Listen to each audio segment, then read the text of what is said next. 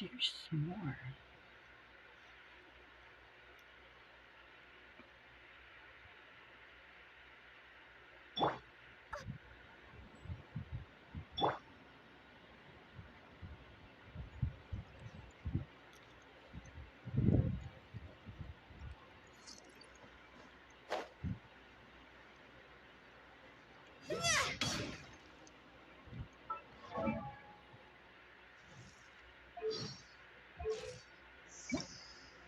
Huh?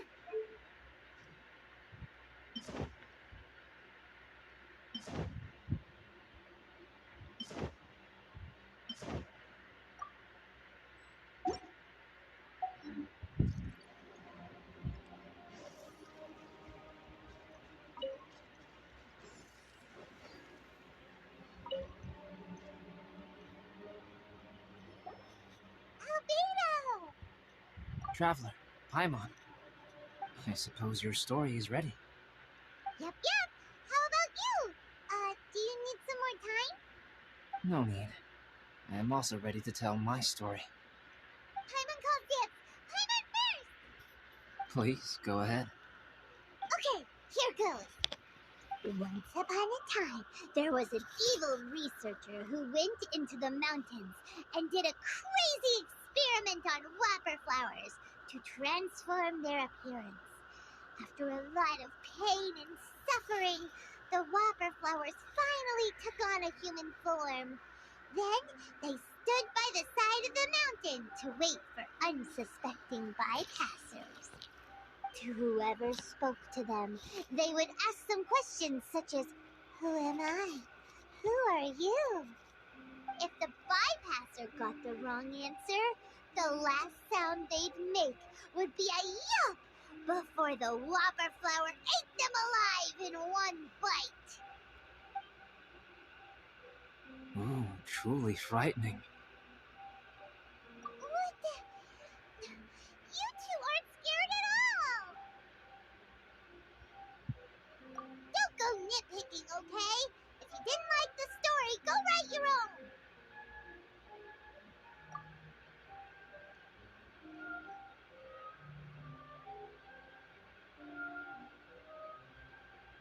In other words, the whopper flowers would ambush and then completely replace their victims. And then what? Go back to where the person lives? Enter their home? Eat their whole family? Paimon made up this story, but now Paimon's the one who's scared by it. It's a good story. May I write it down? I may bring it up in future conversations. What for? Just to scare people with? Yes. You've got a real mean streak, Albedo. Mine is a little longer than yours. It starts with an alchemist. A great alchemist once created Subject 1. Subject 1 was her proudest achievement, and successfully blended into human society. No one ever would have thought that this friend of theirs was in fact a synthetic human.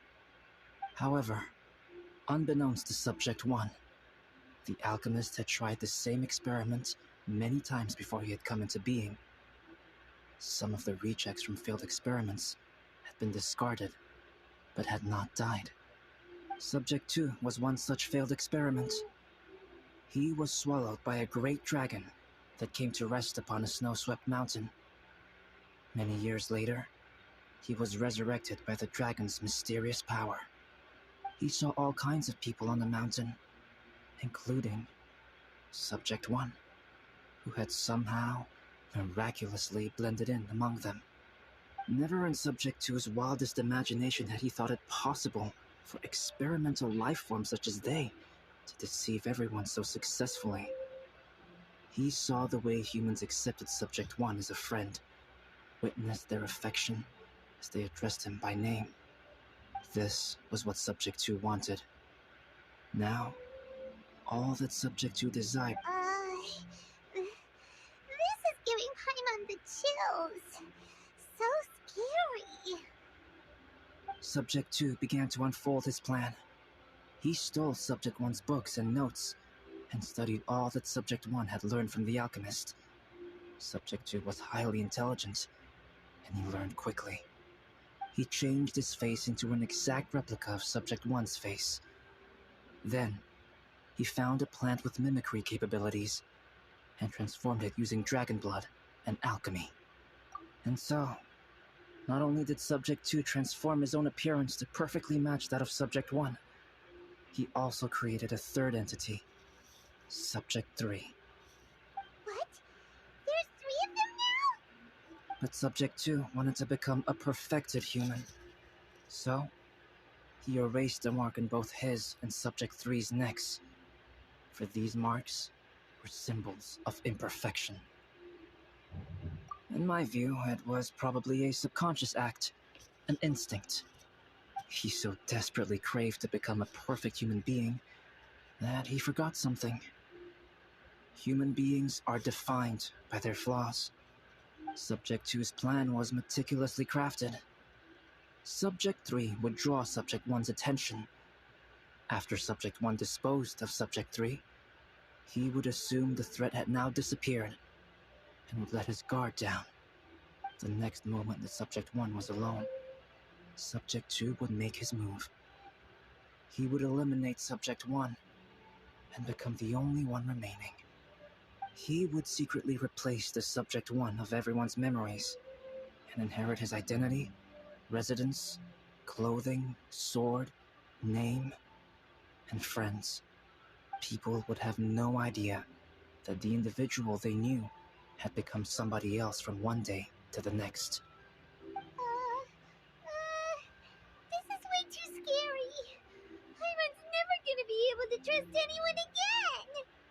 But just before Subject 2 could carry out his plan, a unique stranger entered the mix. Subject 2 tried to make contact with this person, but found that they could somehow sense he was different from Subject 1. What's wrong? Are you scared? What happened then? What happened to the stranger? He became a new stage in Subject 2's plan. One more person that Subject 2 had to dispose of. It's as if there were 3 identical roses in a garden.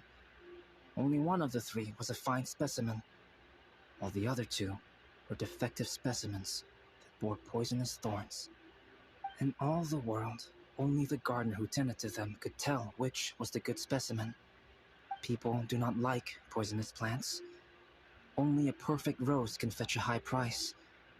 If the inferior specimens wanted to conceal the fact of their worthlessness, they would have to take the gardener out of the picture, using their poisonous thorns. This is exactly what Subject 2 was thinking. So, he hid in the shadows and waited patiently. Maybe soon, he would get his chance to become truly human.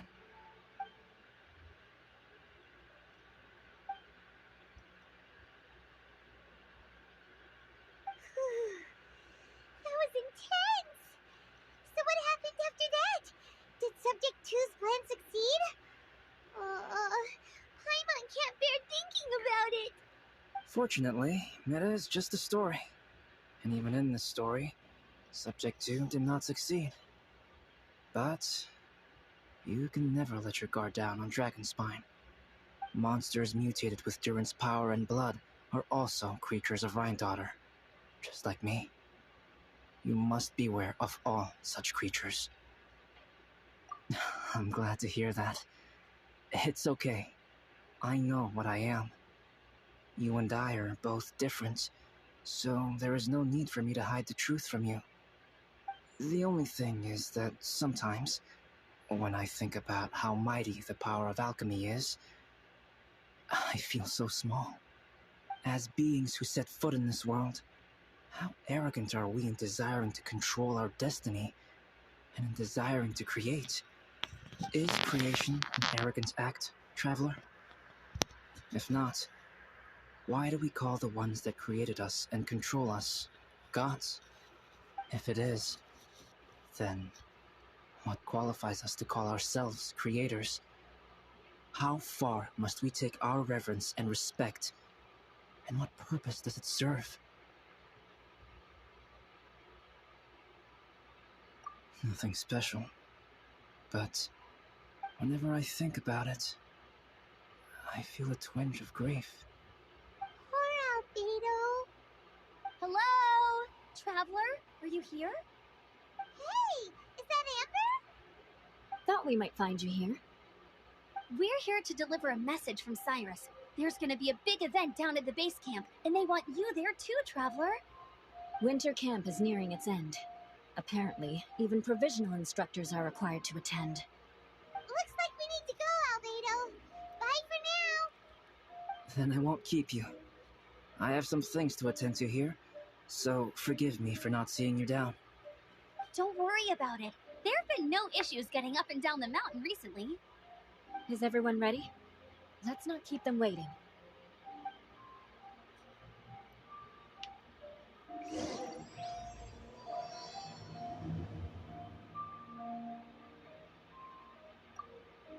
Go ahead. You're one of their instructors, no?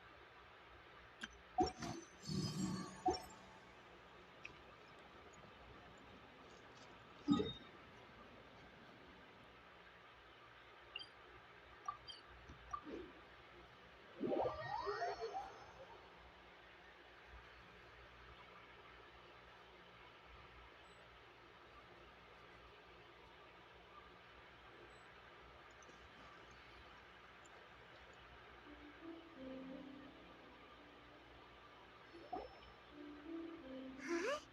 Who is this guy?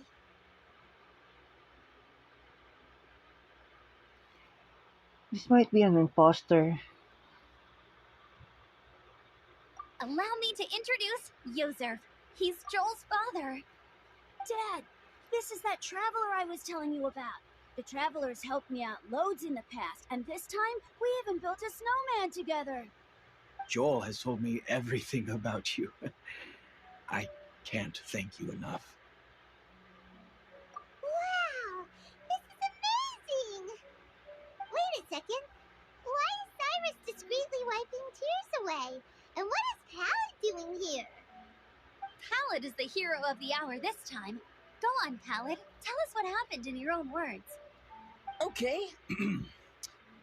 The weather was fine on that fateful day, and I had a feeling that Lady Luck was smiling down on me. So I trusted my gut and set off to explore somewhere new, somewhere dangerous. Because where there is great danger, there is also great treasure. Why does this sound so hard to believe? But I had only been away from the group for a short while when I fell down a slope and just started rolling. Uh-oh. Did my bad luck rub off on him when we ran into each other on the mountain? The place I fell to was somewhere I didn't recognize, and I'd sustained a few injuries. I remember thinking to myself, this is the worst luck I've ever had in my whole life. Then I met Yozerf. He'd heard the sound of me falling and came out to see what was going on. Huh? Wow, so it was completely by chance then. I thought he must have been someone from the Adventurers Guild here for the event, but after a few words of conversation, it was clear that he was having memory problems. He didn't even know his own name. The temperature was freezing, and there was no time to deal with all that there and then, so I convinced him to come back to the camp with me and figure everything else out after we got there. We got back to the camp, ran into Joel, and the moment he saw him, he froze for a second with this completely stunned expression on his face, and then he started crying out, "Dad! Dad!" That's when Yozerf suddenly started to remember. My memory has still not fully recovered, but Joel and his mother, they are the only ones that I will not, no, that I cannot forget. Daddy. Daddy's right here, Joel. Daddy's right here. Yosef, don't you remember anything else at all? The boar princess? Feeding the foxes? I'm sorry. I have no recollection. Maybe it's because of the head trauma. I'm not sure. I woke up and found myself covered in blood. My things were gone, and there was nothing to indicate who I was or how I got there. I crawled into a cave and settled in for a slow recovery. After my legs and feet were a little better, my hunting skills were what kept me alive. Dad, I was so worried about you. I'm all right now, Joel. Oh, don't cry. Daddy's not going anywhere. I'm here to stay. Oh, this is good. This is good. You know what, though? I definitely think my luck got worse after running into Benin on that mountain. I knew it. I just... No. I just meant if it weren't for you, there's no way I ever would have run into Yozerv on a mountain this huge.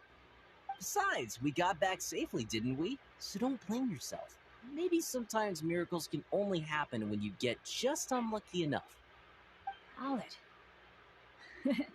When did you become such a smooth talker, huh? Huh?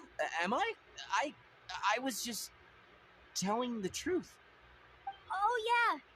I want to say thank you to the Traveler, Uncle Cyrus, Auntie Eula, and Auntie Amber.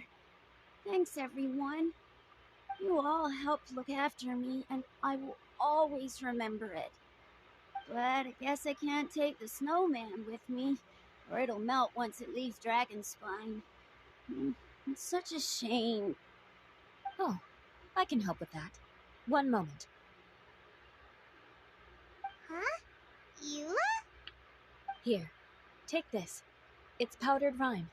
Just add it to your snowman, and it will never melt. Wow! Really? Oh, this is awesome! You're the best, Auntie Eula! Dad, I have an unmeltable snowman now! How cool is that? How can I ever repay you all? Thank you all. Thank you from the bottom of my heart. Dad, I want to go move the snowman. Can we do it now, please? Okay, I'll be leaving with Joel now. I'm sure I'll see you all another day. Very well, very well. It's time for Pallet and I to have another discussion concerning his breaches of adventurer discipline. Huh? But Cyrus, I think I kind of made up for my mistakes this time, you know? See you guys! Oh, I made this for you and Amber. Think of it as a winter souvenir. Oh, are you sure? This must be really important to you. Come on now, just take it. No need to make such a fuss. Wow! Now our snowman won't melt either! Great! You're welcome. Just keep it. That's all I ask. Amber and I have some business to attend to now. See you later. See you! Everyone's gone. Seems like they've all got their own stuff to do now. Oh! You know what? We've been on Dragonspine all this time, and somehow Paimon still forgot to ask Albedo about how to make a fruit juicifier machine that can keep the juice fresh. Maybe we should try Timaeus again. He does seem pretty eager to please after all.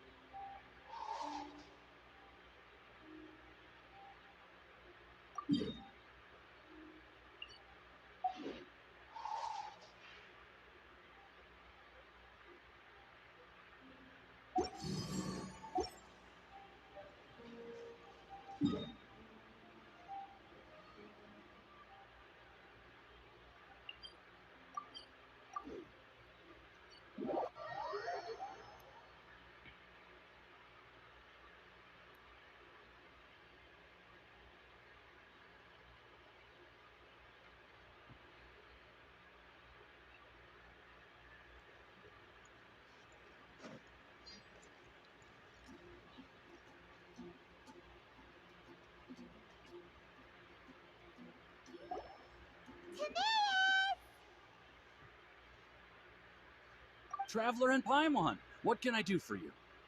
Wait a minute. You've got that mischievous look on your face. Oh, you're not still thinking about that ridiculous juicer thing, are you? Timaeus, will you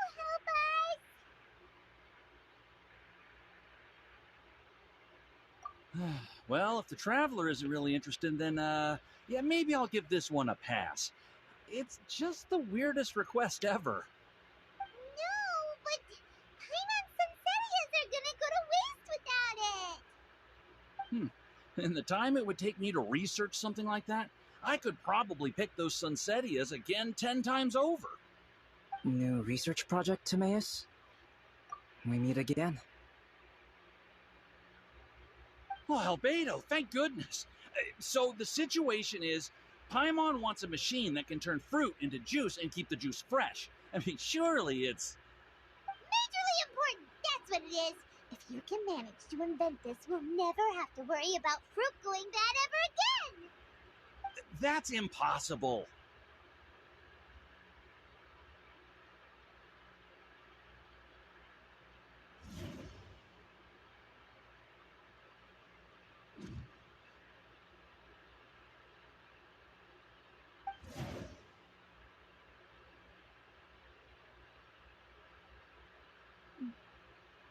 Turning fruit into juice is not hard, but keeping it fresh is more difficult. But if you simply want to keep the fruit from rotting, there are many ways to achieve this. Right, Traveler?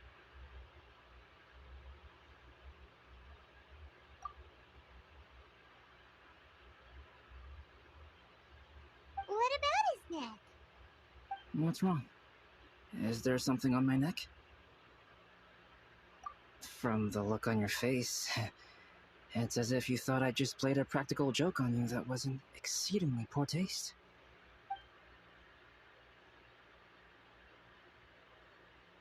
Albedo, you were saying, how do you stop fruit from going bad? Well, one way would be to bury your fruit on Dragonspine, where the snow never melts all year round. But then Paimon won't be able to eat them. You could always live on Dragonspine. No, too cold for Paimon. Or you can give the fruit to me, and I would take it to Dragonspine for you. But since you don't like the cold, you'd have to send someone else to pick them up when you want them. This is where you come in, Traveler. Suddenly sounds a lot more feasible with other people doing all the work. Okay then, shall we go with that idea? Fruit buried on Dragonspine will stay fresh for much longer. However, it is also possible that the fruit will sprout and grow into fruit trees. Who knows? Maybe the next time you visit, it will have grown into an orchard. You can water the... No way! The Paimon will have to be a gardener! That's not the goal here. Oh? I don't think being a gardener is so bad.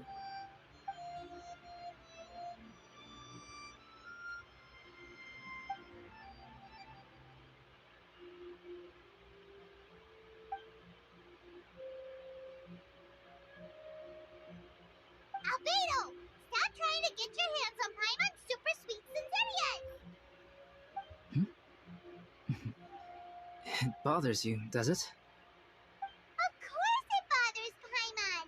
They are the rarest, super duper sweetest Sunsettias ever! And they're not for you!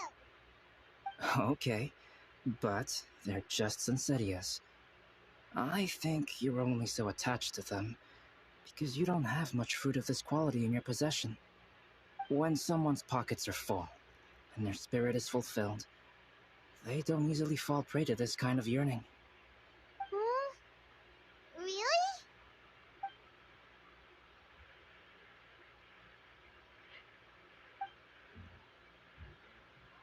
How can I help you?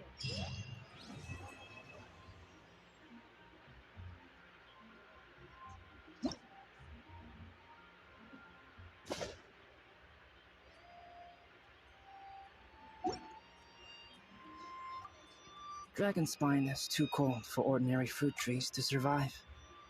But if, one day, Dragonspine did become home to gardens and orchards, there would be more reasons for people to visit. Perhaps a little life is the key to attracting people. Life may exist in all kinds of unfathomable forms, and in all manner of unthinkable environments. Mysterious, yet tenacious. Perhaps this is what makes life so special.